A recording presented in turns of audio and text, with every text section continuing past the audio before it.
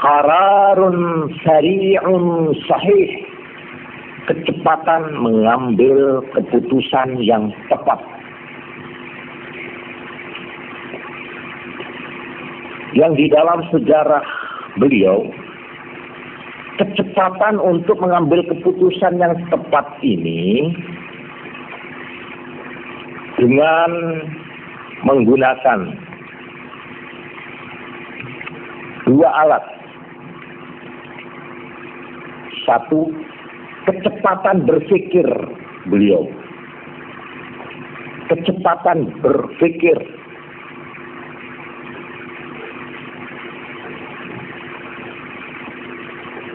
Jadi memang akalnya itu memang akal pemimpin, akal berpikir, ya. Reaksi vermogennya ini memang cerdas. Jadi kecepatan berpikir ini satu. Nomor dua, lengkapnya informasi. Lengkapnya bahan-bahan informasi. Ini sifat yang pertama. Lengkapnya informasi ini artinya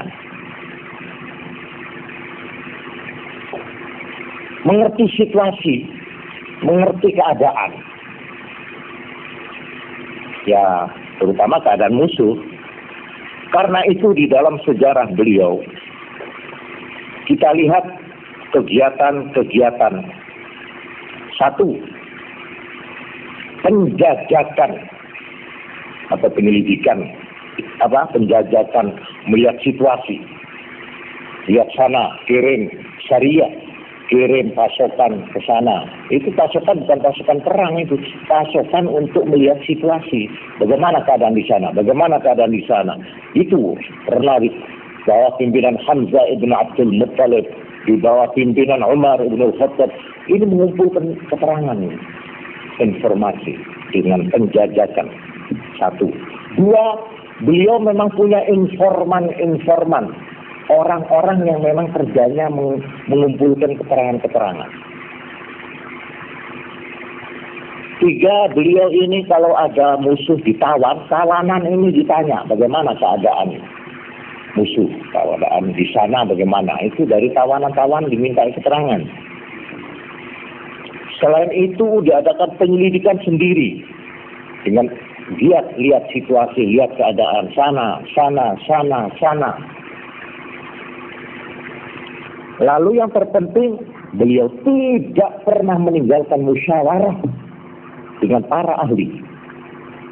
Kalau sudah kumpul bahan-bahan, situasi sudah ada, beliau kumpul. Sampai diterangkan, Nabi sering memanggil anak-anak muda yang cerdas untuk hadir di dalam majelis musyawarah beliau. Jadi beliau mempunyai, kalau sekarang, istilah sekarang, punya dewan penasehat. Ya, advisir atau penasehat ahli. Tidak pernah beliau itu mengambil putusan gegabah. Tapi dalam saat yang tepat, dengan ini semuanya, beliau cepat mengambil keputusan. Begini. Nah, ini. Kecepatan mengambil keputusan yang tepat. Nah, ini tidak saya komentari, catat saja dulu. Ya. Ini yang pertama. Kedua, pembawaan atau bakat, keberanian, dan sifat kejantanan beliau sebagai pemimpin. Ini syarat mutlak. Seorang pemimpin harus mempunyai bakat, pembawaan, keberanian, dan sifat kejantanan. Gak metoi. Sebentar kelihatannya menampilkan dirinya seolah-olah akulah pahlawan. Tapi kalau sudah ada musuh sungguh kerja ngetek lawan. Jangan seperti peribahasa Indonesia. Dia harimau di kandang kambing. Apa itu? Harimau di kandang kambing. Wah, dulu ke kandangnya kambing. gitu. Tapi kalau sudah ketemu sama macan ngeburu kobel. Kemudian kambing dia hanya macan. Tapi ketemu Bimo sudah kobel. Ini keberanian itu tidak sebenarnya itu. Berani itu tidak mesti tidak usah begitu. Biar anak-anak begini Bodomoso apa?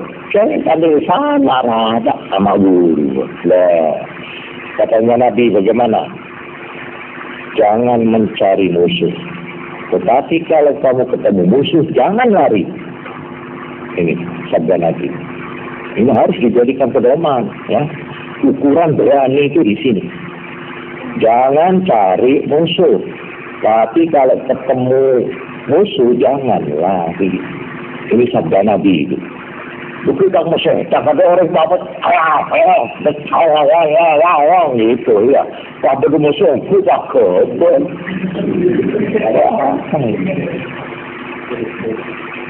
Ini sifat pembawaan atau bakat keberanian dan sifat kejantanan. Ini kalau kita lihat di dalam sejarah Nabi, di dalam peperangan Badar, Nabi hanya menggunakan 1/3 dari kekuatan musuh. Musuh lipat 3 kali. Nabi hanya dengan 1/3 tenaga musuh atau 1/3 kekuatan musuh, Nabi berhasil menghancur leburkan musuh. Di dalam peperangan Ahzab, di dalam peperangan Khandaq, beliau dengan kekuatan yang juga tidak berimbang itu, saya lihat, yaitu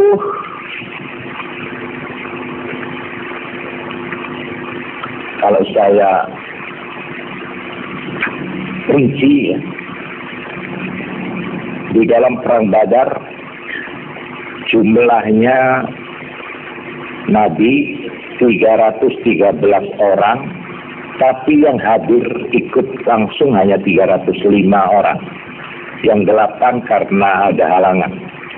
Jadi 313 pasukan Nabi yang sudah terdaftar, tapi yang ikut perang hanya 305.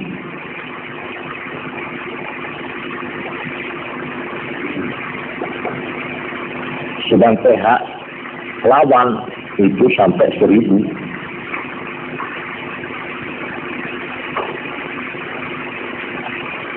Ini kamu boleh harus melihat. Waktu Ahzab itu Nabi hanya dengan menggunakan 3.000 melawan 10.000 pihak musuh. Belum dihitung musuh dalam selimut, belum dihitung kekuatan orang Yahudi. Jadi 10.000 itu pihak Quraisy. 10.000. Nabi hanya 3.000. Di dalam peperangan Uhud, setelah Nabi mengalami, seperti saya singgung kemarin malam, mengalami apa itu? Orat-karit karena ada pelanggaran disiplin dari pasukan panah meninggalkan pos, lowong posnya serbu musuh dari pos yang kosong itu sampai serabutan tidak karuan. Nabi berhasil mengumpulkan 10 orang, hanya 10 orang.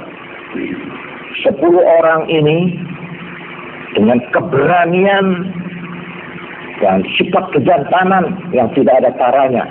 Nabi seorang diri mula-mula berteriak, akhirnya berkumpul 10 orang. Malah saya memerlukan ini.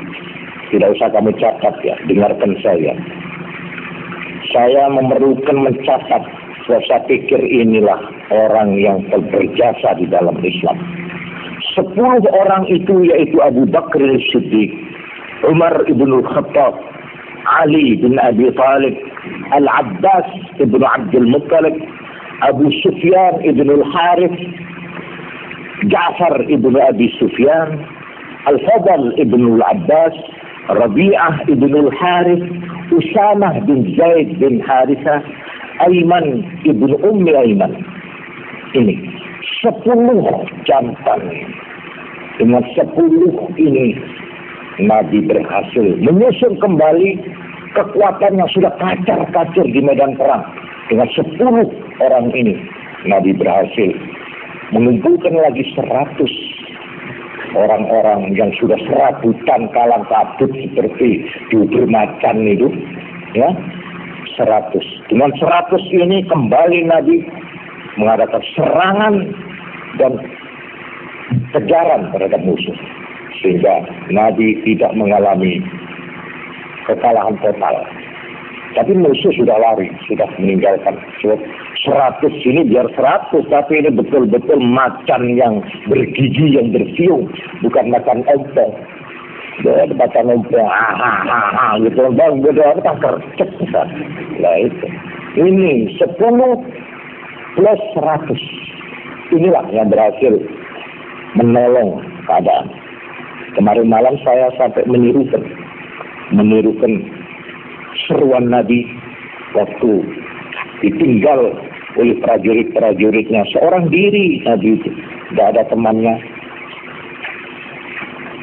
Aina nas halumu ilayya ana Rasulullah ana Muhammad ibn Abdullah. Itu Nabi berseru sendiri itu. Tak ada orangnya sama sekali, tak ada. Ngaleng, ada macam ini mata dia kecil. Dia seorang diri. Padahal disiarkan oleh musuh, Muhammad sudah terbunuh. Muhammad terbunuh. Nabi itu tegak. Aina nas. Ini seruan Nabi. Halumu ilayya. Ana Rasulullah. Ana Muhammad ibn Abdullah. Setelah Nabi berseru begitu, datanglah pamannya Al-Abbas ibn Abdul Muttalib. Sahabat Abbas ini suaranya nyaring, lebih nyaring dari suaranya Jamaluddin. Tidak usah pengeras suara sudah. Ini teriak yang saya tirukan kemarin malam. Ya ma'syaral ansar, ya ashabal bay'at yawm al-Hudaybiyah. Ini diulang-ulang. Sahabat-sahabat, pembela Islam, pembela Rasulullah. Orang yang telah mau berbeat pada hari Hudaybiyah. Ini disuruh. Akhirnya kembalilah 100 orang sahabat yang sudah lari-lari tadi. Akhirnya dengan 100 inilah Nabi menolong keadaan yang sudah sangat parah itu. Ini salah satu cuilan daripada gambaran keberanian Nabi. Sifat kejantanan Nabi di saat-saat beliau ditinggal sendiri. Dan akhirnya hanya 10 orang di tengah-tengah musuh yang begitu sudah menguasai.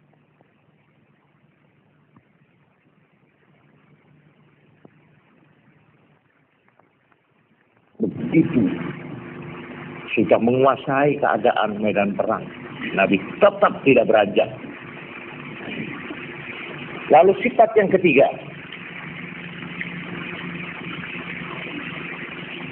sifat kepemimpinan beliau yang ketiga, kemauan teguh dan mantap.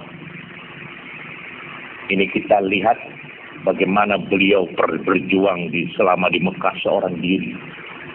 Sejak di Mekah tidak ada yang nolong. Ini kemauan teguh dan mantap. Lalu yang keempat, catat lagi. Berani memikul risiko dan tanggung jawab perjuangan.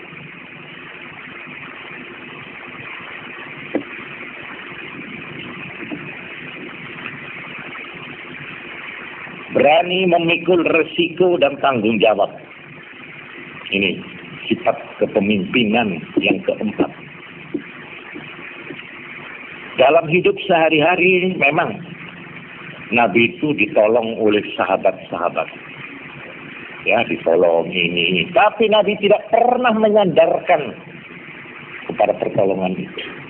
Nek, cara lodoni kerugian, met atau sonder pertolongan orang lain. Nabi di dalam sendiri. Dengan atau tanpa pertolongan. Nah, ini keberanian memikul resiko dan tanggung jawab. Kelima, kamu catat. Mudah-mudahan kamu nanti akan mendapat kesempatan untuk mempelajari lebih jauh tentang sifat-sifat yang saya selidiki dalam sejarah Nabi. Di mana yang dikatakan ke Ahmad itu berani memikul resiko dan tanggung jawab. Kelima, mental yang tidak pernah berubah-ubah. Mentalnya itu teguh seperti slender itu. Tahu slender kamu? Apa itu namanya? Stumwals. Apa itu? Slender itu. Saya menggilas jalan, kalau diperbaiki jalan itu apa itu? Slender ya. Iya, mencari ini slender ya. Maksudnya slender itu nama satu alat itu. Tapi sudah umum dikatakan slender. Beda angin nyaman hidup ke ini. Ya, beda angin, beda hujan, ada gempa, ada aspal atau betoh atau apa saja, tebal, didorong dah bisa cari nyaman slender kan. Eta berasa apa, mari silakan. Saya tetap aja slender saya itu sifat slender itu nyaman. Tenang tetapi aku itu ya. Ini mental yang tidak pernah berubah. Kalau menang tidak pernah gila lalu lupa daratan, tidak pernah. Tapi kalau mendapat musibah bencana, beliau tidak pernah shock, tidak pernah kaget, bingung. Nah, ini seperti slender itu, kantornya aja nyaman, jalan terus gitu, tenang. Begitu curangnya orang on laut. Cuma aku on laut. Pokok tenang lah sudah. Menang ya tenang. Coba digambarkan waktu Nabi menang itu. Ya apa itu? Naik onta sambil menunduk. Karena merasa bersyukur kepada Allah. Agak malu bin kalau menirukan jahiliyah itu. Tidak begitu. Nabi waktu menang tidak bersorak-sorak di atas bangkai lawannya, tidak. Dia pertama masuk ke Mekah waktu kemenangan, terus bersujud di hadapan Ka'bah sembahyang. Nah, ini Nabi ya. Waktu situasi gawat, waktu situasi tidak menguntungkan, Nabi mengatakan apa? Innamas sabru 'inda sadmatil ula. Yang dinamakan tabah yaitu pada pukulan pertama. Ya, beda sama begitu saya ini. Ini innamas sabru 'inda sadmatil ula. Yang dinamakan ketabahan ialah pada pukulan pertama. Innamas sabru, ini kamu tulis ini, jadikan ini ya pedoman kita ini.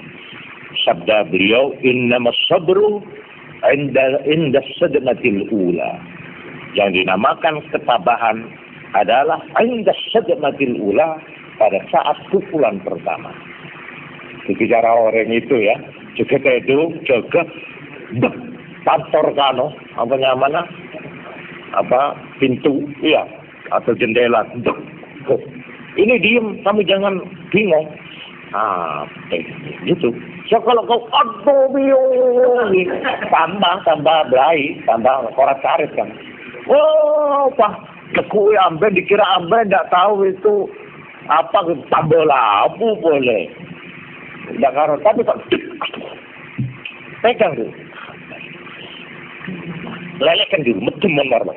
Kalau sudah leleh, pelak, jendela ini, gitu. Jangan waktu kena pukulan pertama itu bosan orang lata, histeris. Histeri itu lata. Gitu. Ada ember tolong kebakaran. bingung cuma buru, tidak mengambil tindakan apa-apa, tidak ambil air, itu kemarin cerengan, aduh ya apa pondokku kopo, buru. Apa gunanya kamu berbuat begitu? Itu tandanya kamu tidak mempunyai mental yang teguh, itu namanya.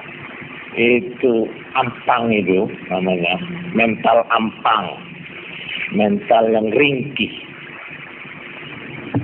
Daripada waktu situasi gawat maupun di dalam situasi kejayaan, dalam keadaan dia terjepit atau dalam keadaan dia jaya, tidak pernah mental itu goyang. Nah, mana nggak slender itu. Ya. Dalam arti bukan alon-alon asal kelakon, bukan. Itu kan andong Solo itu. Andong Solo itu kena lawan berdebat, bukan begitu. Bukan itu. Artinya teguh. Dia menang, tidak lalu kincak-kincak di atas bangkai lawannya. Sahabat saya. Seperti Abroha itu. Yang ditirukan kemarin malam itu. Diparani oleh Nabi. Tahu Nabi, oh ini rupanya orang merasa salah. Memang ternyata dia orang paling kejam kepada Nabi. Selama Nabi masih dahulu itu. Ya. Terus didekati, terus dipedang. Kenapa kamu gelisah? Orang anak perempuan, seorang perempuan yang menjemur dendeng. Ada orang Mekah itu biasa, orang kampung itu kalau dapat dagingnya itu dijemur. Ya, dijemur. Saya yang tukang jemur dendeng. Nabi itu merendahkan diri. Lalu itu terus baru ini orangnya begini, tapi habis leleh lah. Itu Nabi. Enggak gini. Orang menang. Oh, tidak begitu. Itu namanya mental tak kelar menang.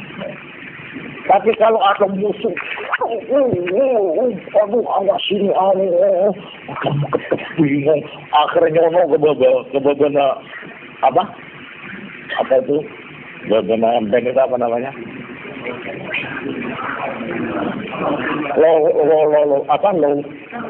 Serlongan, tapi sini tegato, dasit tak dilebokno, tapi sini tegene. Dari bingungnya, itu yang namanya burung onta. Burung onta itu kalau sembunyi, kepalanya itu ditenggelamkan di dalam pasir. Ngetek rumah sana, tapi silit awak itu jopo. Ini namanya burung onta, ini namanya. Nah itulah orang kalau ketakutan di waktu ini. Tapi kalau menang orang begini bunuh kok kecetan itu. Nah ini tandanya tidak kuat. Tandanya mentalnya tidak kuat.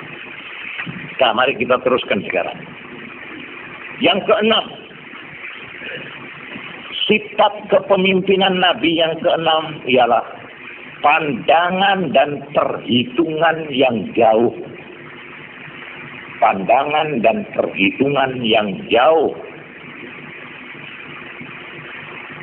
Ini kalau menurut bahasa modern, bahasa sekarang, bahasa asing, mempunyai fursin. Fursin itu pandangan jauh. Dia tidak melihat keadaan sekarang. 1 bulan yang akan datang dia sudah punya pandangan. 1 tahun yang akan datang dia sudah punya gambaran. 5 tahun yang akan datang dia sudah punya bayangan. Nah itu pemimpin. Sebab pemimpin itu memberi jalan, memberi garis. Sepur sini. Ini kamu jalan sini ya. Lu itu Pak, sudahlah nurut. Nanti kalau sudah sampai sana belok. Belok. Lewati saja. Sebab ini nanti di sana itu ada begini. Biarpun kelihatannya ini begini, tapi jalannya rata di sana. Sudah, ikuti. Nah, ini seorang pemimpin. Dia sudah tahu keadaan jauh sebelumnya. Nabi juga begitu. Ini tergambar di waktu peristiwa Hudaybiyah. Pada waktu perjanjian Hudaybiyah. Yang oleh para sahabat-sahabat yang muda-muda itu tidak disetujui. Ya, apa Nabi ini kok begini? Tapi Nabi mempunyai pandangan yang jauh bahwa dari perjanjian Hudaybiyah inilah perjuangan yang akan datang akan rata. Nah, ini kita pelajari nanti. Bagaimana pengaruh peristiwa perjanjian Hudaybiyah.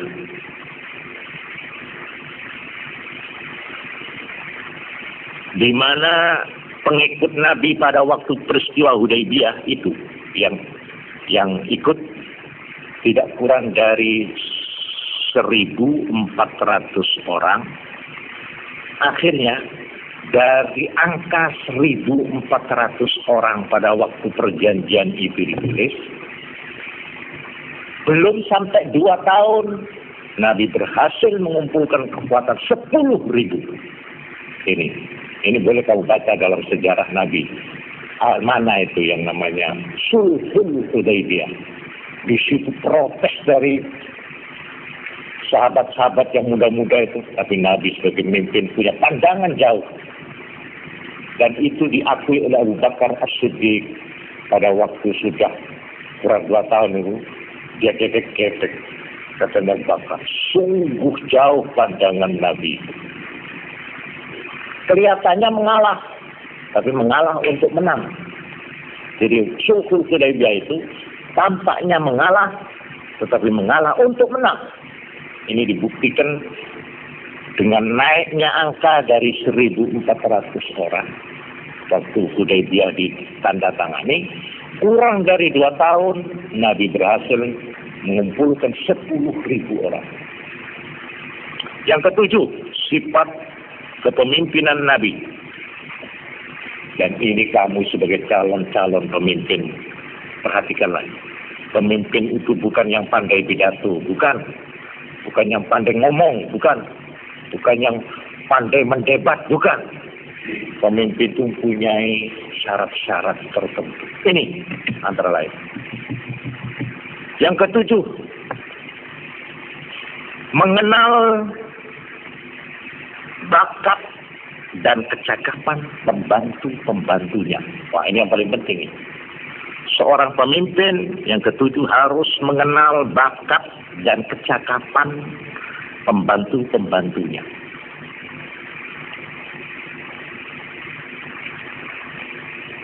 Baik dalam arti fisik maupun dalam arti akalnya pembantu itu. Atau pembawaannya juga. Jadi dia tidak salah meletakkan orang itu. Ini dijadikan ini dijadikan ini dijadikan ini. Karena beliau sebagai pemimpin memang mengenal. Ini sahabat saya yang satu ini tukang perang ini. Ya. Khalid bin Walid, Abu Ubaidah ibn al-Jarrah, Abu Dujana waktu Nabi mengeluarkan pedang. Nabi mengeluarkan pedang. Katanya Nabi, yang mana?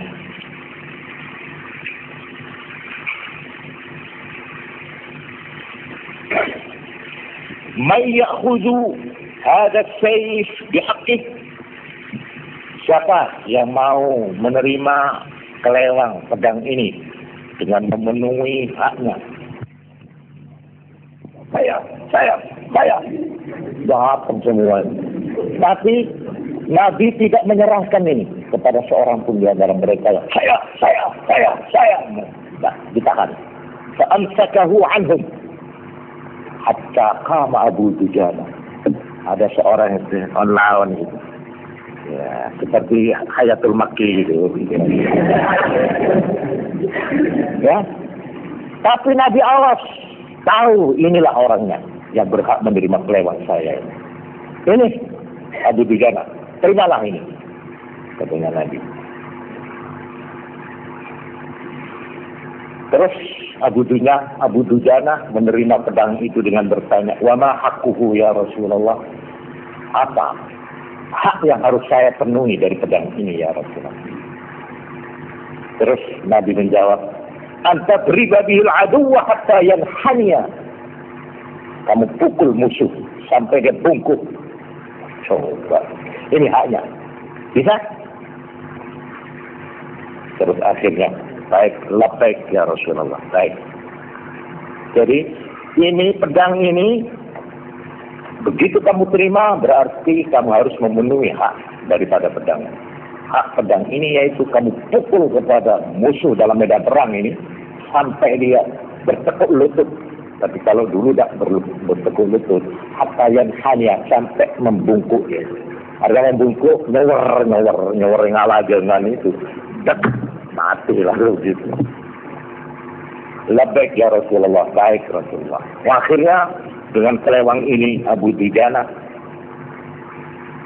melakukan peperangan yang belum pernah dilihat seperti itu ya.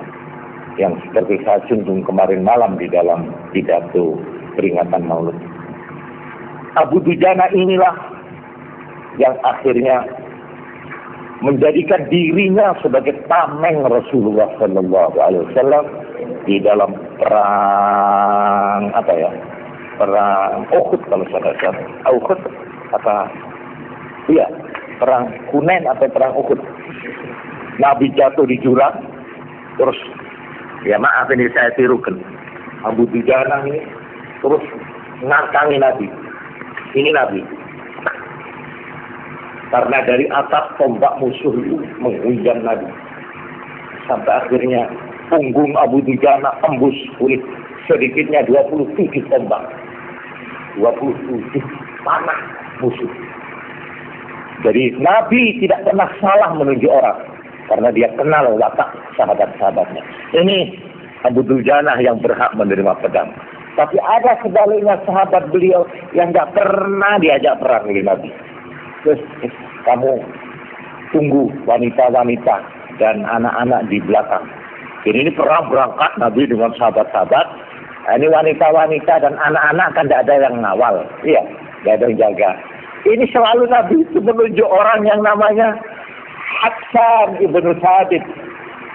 Hassan ibnu Thabit, seorang penyair yang lemah lembut. Nah, ini Hassan, bukan Hasan. Hassan ibnu Thabit ini wataknya memang bukan prajurit dia itu. Dia itu memang orang lemah lembut, melateni anak-anak. Ini jangan dianggap remeh itu. Itu penting juga itu peranan. Kalau maju perang semua, gedok-gedok semua, tidak ada yang ngopengi di belakang. Ya susah.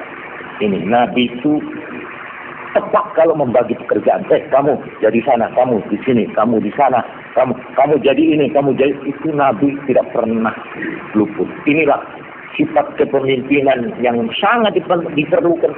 Dia harus kenal watak dan pembawaan daripada pembantu-pembantu di sekitarnya. Kamu teruskan untuk catatan. Kedelapan,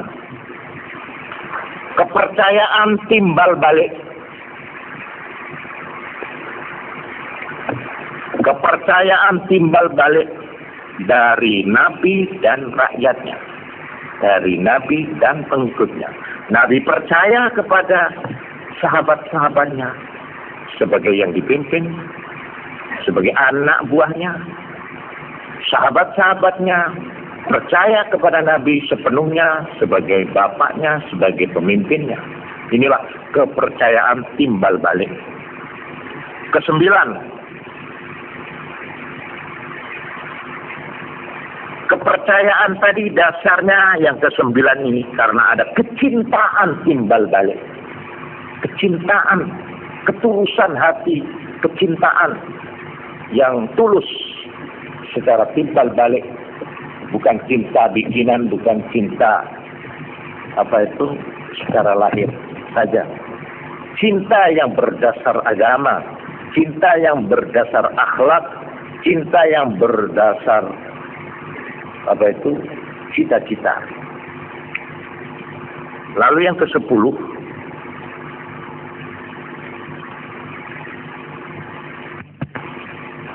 sifat kepribadian Nabi, sifat kepribadian yang agung.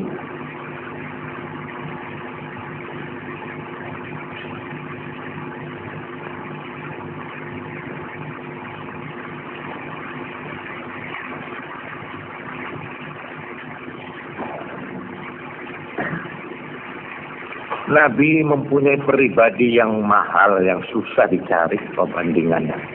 Digambarkan, coba kamu dengarkan keterangan saya ini. Orang Quraisy pernah mengutus orang yang namanya Urwah ibnu Mas'ud As-Saqafi untuk melakukan dialog, untuk melakukan musyawarah dalam sulhul Hudaybiyah itu.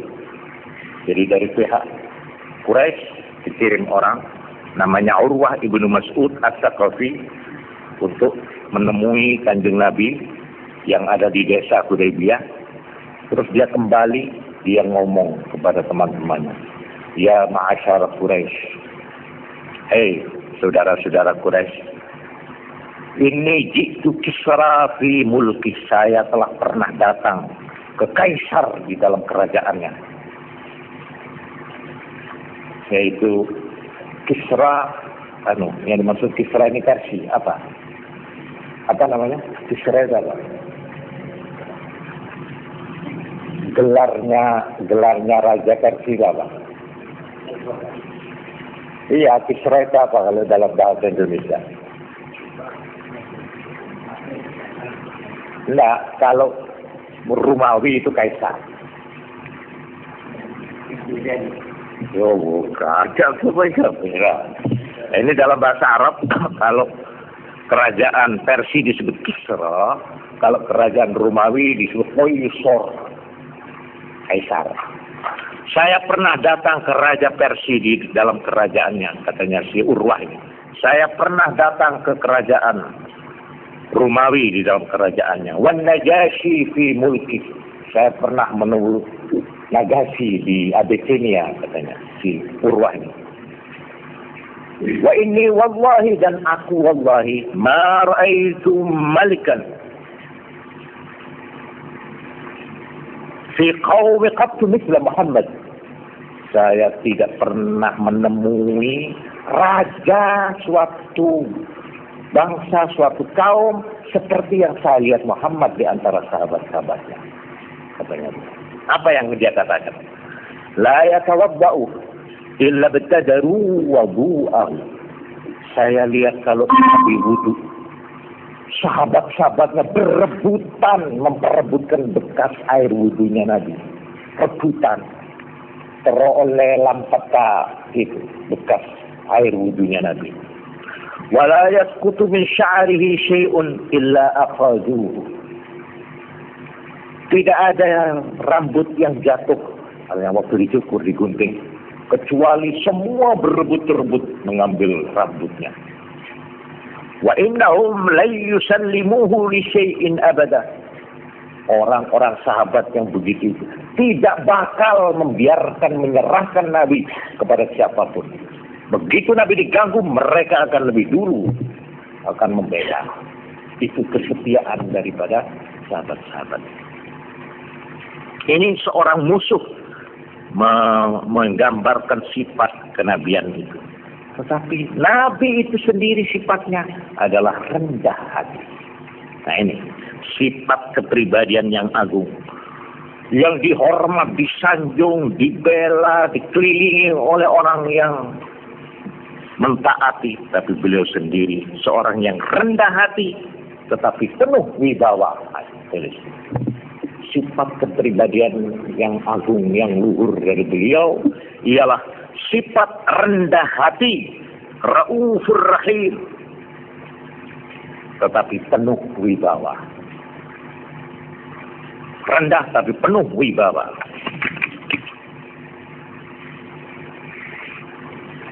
Yang digambarkan oleh Sayyidina Ali karramallahu wajah.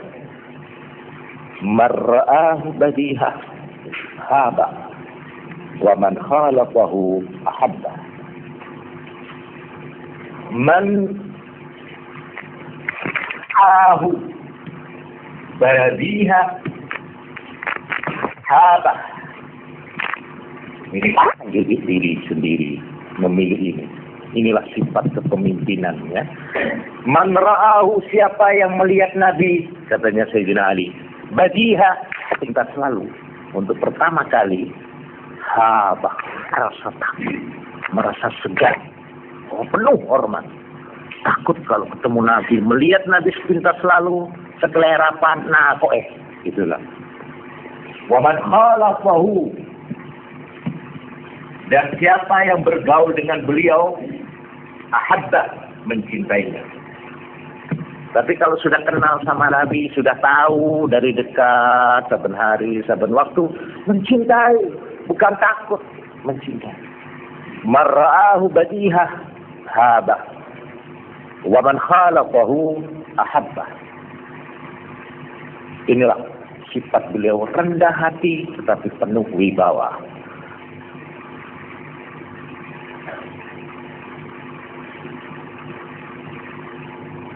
Nah, sekarang tulis terus. Tidak saya komentari. Sifat Nabi yang ke-11. Keterampilan fisik. Keterampilan fisik. Keterampilan fisik. Beliau sebagai seorang pahlawan. Beliau sebagai seorang kepala negara. Beliau sebagai pemimpin rakyat, selalu beliau itu ringan, badannya itu terampil ke sana, ke sini, melihat, menengok, mengadakan peninjauan dan sebagainya. Malah beliau ikut di dalam membangun masjid Madinah yang sekarang ini dibangun dalam waktu setahun. Ya waktu itu setahun itu dengan cara yang itu Nabi sendiri ikut mengangkat batu sambil beliau itu mengucapkan syair apa itu ya, untuk menggembirakan hati. Juga pada waktu kota Madinah dikepung oleh musuh, beliau turun tangan ya sambil itu lagunya saya masih ingat syairnya. Ya. Allahumma innal ajra ajrul akhirah farhamil ansar wal muhajirah, sambil menyanyi.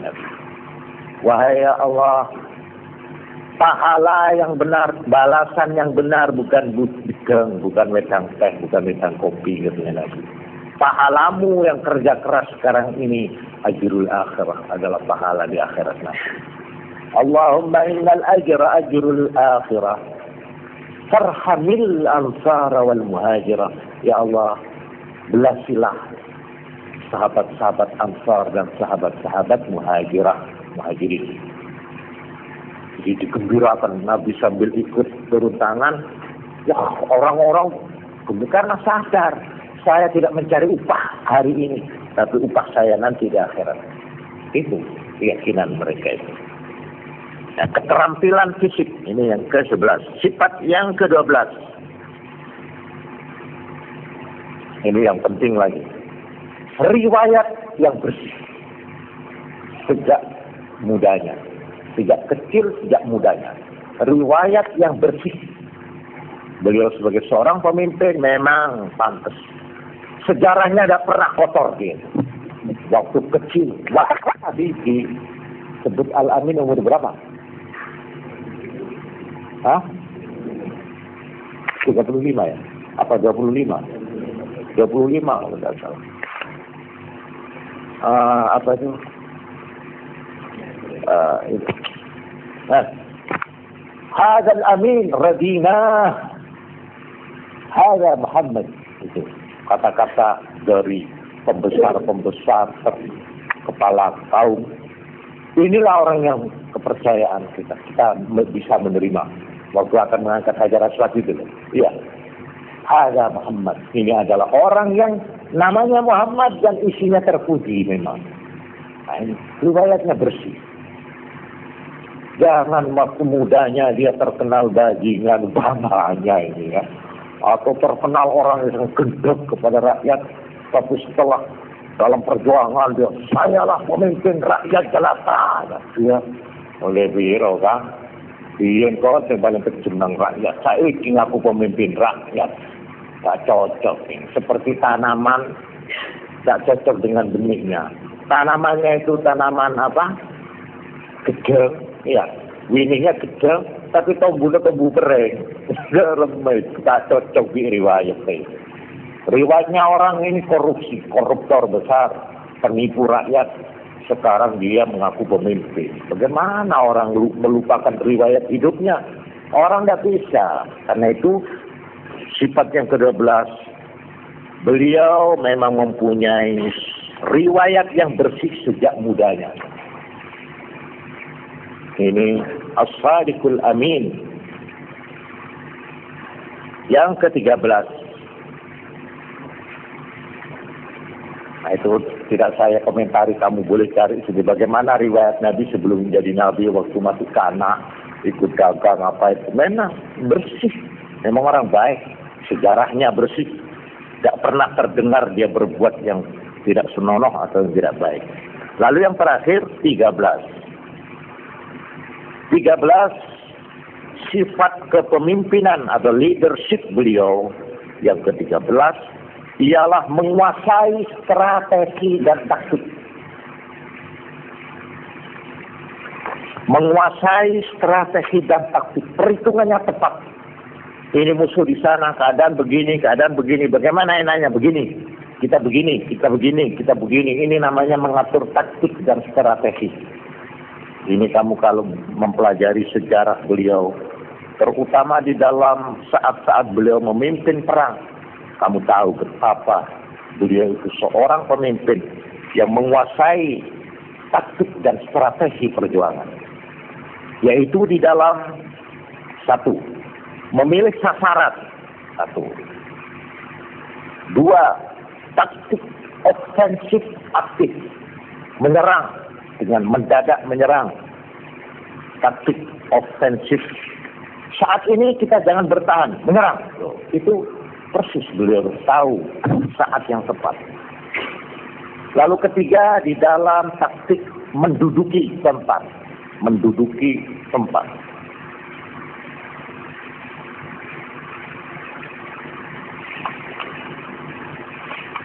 4,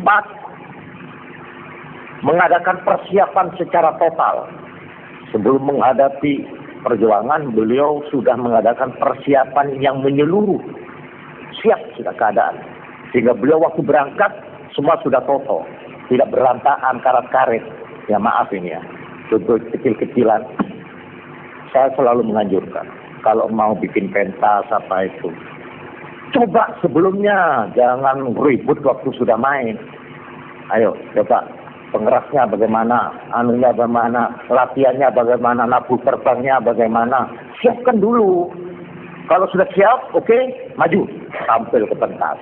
Jangan ngatur sambil, jangan bangun, karena dulu kelero, di atas pentas. Kan ngetawa, gitu. Ya, Obama juga syukur gak kejadian. Cuma kejadian kecil, yaitu mic-nya itu tak bisa itu. Rumplay itu. Anwar yang baik permainannya itu. Kasihan sayang tidak bisa tertangkap oleh mic. Tadi ada Allah ihdini ya Rabbi itu. Apa itu? Rabbi apa? Ihdini ya Rabbi gitu ya. Ihdina ya Rabbi apa sebenarnya itu? Sayang itu, orang tak jauh ada semenentu begitu. Nah itu. Jadi persiapan yang menyeluruh sebelumnya. Ini menguasai taktik dan strategi ini saya perinci. Nomor 5, dalam menghemat tenaga. Dia tidak menghambur. Seperti orang latah saja. Sampai mubazir. Menghemat tenaga. Di dalam menghemat tenaga, ini yang ke-5. Lalu yang ke-6, ini boleh kamu nanti perinci sendiri, ini saya tidak 6, tentang security. Security ini tentang rahasia keadaan. Taktik dan strategi keadaan ini tidak diumbar kepada musuh, disimpan, disembunyikan. Security, secret itu tutup mulut, disembunyikan. Nomor 7, itu kelincahan berpikir dan bertindak. Jadi itu yang dulu tadi sudah saya katakan, kecepatan berpikir mengambil keputusan yang tepat. Ini beliau di dalam saat-saat yang gawat, beliau itu mempunyai kelincahan berpikir dan bertindak. Jadi kalau sekarang istilah tentara itu saat main, maju sekarang, dengan tidak ada yang tahu, cukup maju. Saat yang tidak diduga-duga oleh musuh. Saat-saat menentukan itu cepat sekali. Ini namanya taktik dan strategi. Lalu 8, kami catat saja untuk melengkapi tulisannya. Beliau memakai sistem atau taktik lengkap melengkapi satu terhadap yang lain untuk satu sasaran. Antara pasukan berkuda, pasukan jalan kaki, bidang kebudayaan, bidang politik, bidang ibadat, bidang sosial, bidang. Ini bisa saling membantu, lengkap, melengkapi untuk menghadapi satu sasaran. Wah, ini yang angel ini. Ini mengatur taktik yang begini ini. Dibutuhkan seorang pemimpin yang betul-betul. Tidak serabutan. Kemudian yang ke-9, kamu lengkapi saja. Mental yang terdidik dan terlatih penuh disiplin menghadapi perjuangan. Yang ke-9, taktik dan strategi beliau yang menyebabkan beliau sukses. Mental yang terdidik dan terlatih penuh disiplin.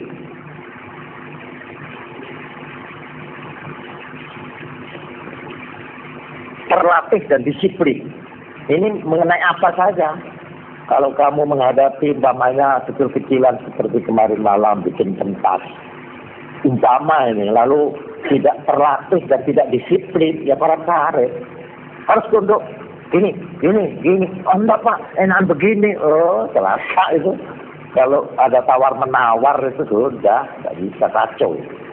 Seorang pemimpin harus berani mengambil resiko. Kamu begini.